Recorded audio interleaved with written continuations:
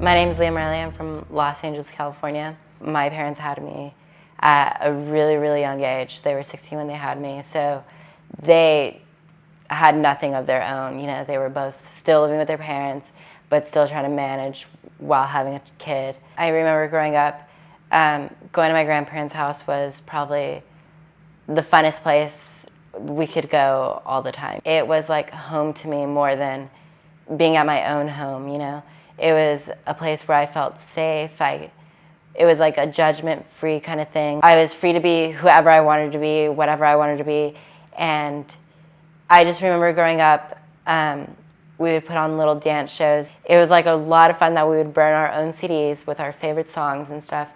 And me and my best friend in the world, we would just like dance. Like we would dance hours and hours, like in the kitchen, just putting on these lavish dance shows. My grandpa was the only person to ever sit through all of them. He would sit there, clap so hard, laugh so hard, just like most joyous, genuine person I've ever met in my life. So one day, you know, I was coming home from school, and from what I can remember, it was probably one of like the happiest days. You know, like I literally had no care in the world, nothing was going wrong in any kind of sense.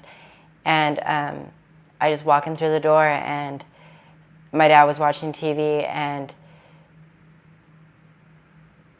there was a gay couple on the TV, and, you know, I just heard him start like saying like faggot and just like acting so repulsed and so disgusted by it. And like for me to hear my own dad say those kinds of words about gay people, it completely shook me in a different sense that like I was like, I don't even know what my own father would think about me if I were to ever tell him that I'm the same exact way, you know, like I was the gay kid who loved to dance.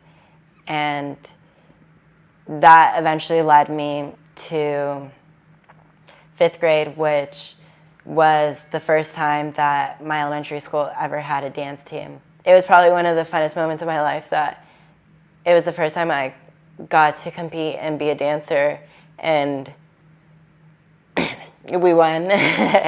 So I continued dancing. I kept it a secret.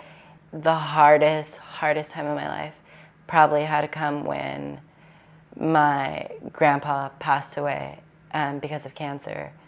And I think that really shook up my family as a whole. Me and my mom had a somewhat of falling out, and ironically, I chose to go live with my dad. It was just me and him, and he would teach me how to do my homework, make sure I showered, make sure I got to school on time, make sure I made it home on time. And it was the first time that he felt like he had to be dad, but for me it also felt like the first time that he was my dad. I knew I really had wanted to go to this high school that all my friends had gone to for dance, and it was the best high school to go to in the Valley for dance, and I had to eventually build up the courage to ask my dad to pay for it. I remember I went home and just kind of waited for him to get home. I remember when he walked in through the door, my heart completely had stopped, and I didn't know what to say at that point, but I told him all my homework was done. I told him that I had a great day at school, and